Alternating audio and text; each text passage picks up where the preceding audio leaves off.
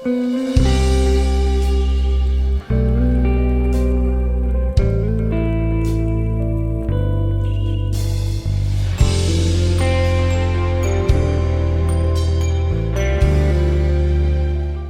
vida sem Cristo. Ao descrever a história passada dos gentios, o apóstolo traz à memória que naquele tempo, isso é, antes da regeneração, eles viviam imersos no paganismo e, portanto, sem Cristo.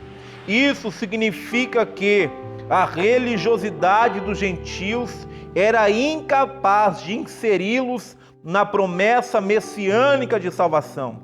Também significa que eles desconheciam a Cristo, como também eram indiferentes à promessa acerca dele e da sua obra.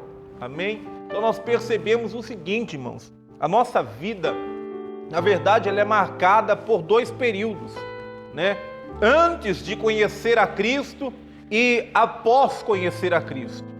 A nossa vida fica marcada, né? Por exemplo, se eu perguntasse ao irmão, como era a sua vida antes de você vir à igreja, antes de você conhecer a Cristo, antes de ouvir a palavra de Deus?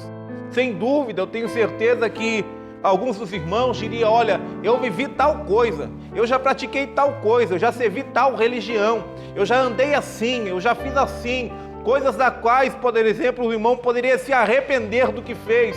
Mas a partir do momento em que ele conheceu a Cristo, conheceu a sua palavra, a sua verdade, isso foi mudado dentro, no seu íntimo, no seu coração.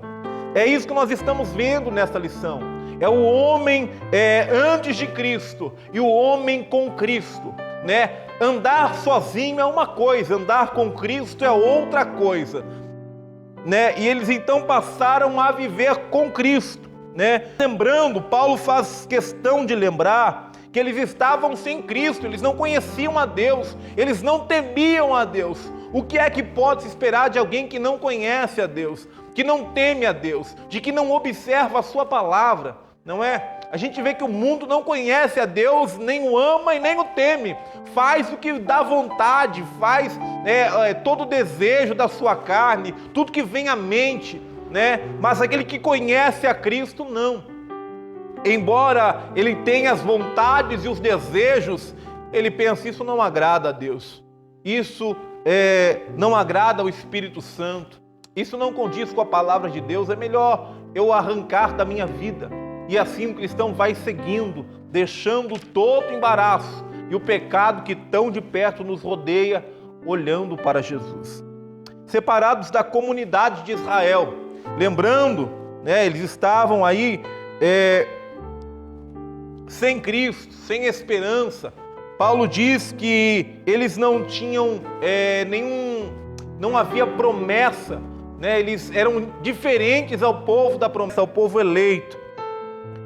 A constatação cruel era de que Deus não havia se revelado a gentios, pois a chama divina fora feita somente a Abraão e a sua descendência.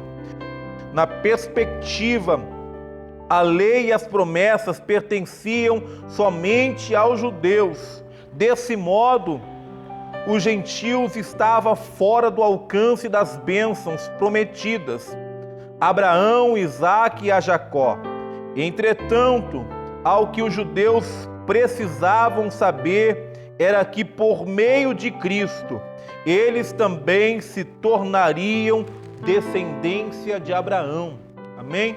Eu gostaria aqui de ler um versículo com os irmãos, tendo em vista trazer uma maior clareza. Evangelho de João, Evangelho de Jesus segundo escreveu João, no capítulo 1, versículo 11 e 12, diz assim: veio para o que era seu, e os seus não o receberam, mas todos quantos receberam, deu-lhes o poder de serem feitos filhos de Deus, aos que creem no seu nome. Amém, irmãos? Então isso muda tudo. A Bíblia diz que Jesus veio para os judeus, veio para aqueles que eram seus e eles não o receberam. Mas todos quantos receberam, deu-lhes o poder e o direito de serem feitos filhos de Deus. Deus deu a eles uma paternidade.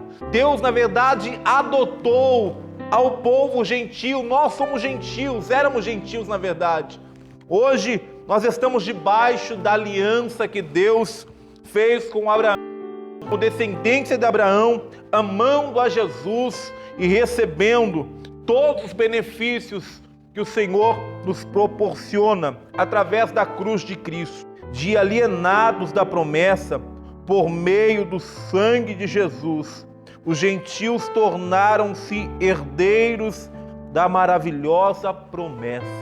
Amém, irmãos? A partir do momento em que eles receberam a Jesus como seu Salvador, como Senhor das suas vidas, eles passaram a fazer parte do povo eleito, do povo escolhido. Passaram também a ser herdeiros e co-herdeiros com Cristo. Nós vemos, a palavra de Deus nos revela inúmeras promessas para aqueles que servem a Cristo, para aqueles que temem o seu nome. Amém? Em Cristo nós somos justificados, recebemos da sua graça, gozamos do seu amor. Agora o apóstolo passa a descrever a situação dos gentios que viviam não tendo esperança e sem Deus no mundo.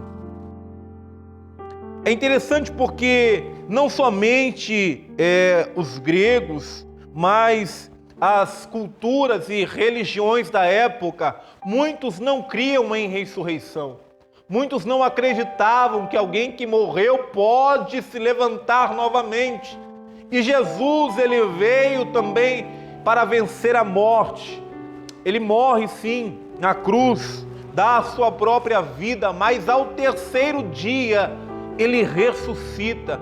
E todo aquilo que ele havia pregado e falado aos apóstolos, aos discípulos, as pessoas que haviam evangelizado, as pessoas que estavam ali testemunharam da sua morte e veem agora que ele estava vivo, poderiam continuar confiando, poderiam continuar esperando daquele que foi morto, mas reviveu. Desceu à sepultura, mas saiu dela vivo. É isso, a nossa esperança, irmãos, está além do túmulo, né? Nós não acreditamos que morreu simplesmente e acabou, não, muito pelo contrário, não é? Deus tem promessas para as nossas vidas, mesmo depois que viemos a falecer, o Senhor ainda vai cumprir promessas sobre as nossas vidas, porque Ele é fiel. Amém, irmãos? Irmãos, a palavra aqui, alienados, significa afastados, alheios, indiferentes. Amém? A conclusão diz o seguinte: noutro tempo éramos incircuncisos, estávamos excluídos da aliança com Deus, separados de Cristo e de Israel, vivíamos alienados ao concerto da promessa, desesperançados e longe de Deus. Um dia, porém, a magnitude do amor divino circuncidou os nossos corações, aproximou-nos de Cristo e de Israel, incluindo-nos na esperança da promessa, revelou a nós o único e verdadeiro Deus. Bendito seja o seu santo nome para sempre. Ele é fiel. Em Jesus nós podemos crer, esperar, confiar. Que Deus abençoe aos irmãos. Espero que essa aula tenha sido edificante à vida dos irmãos.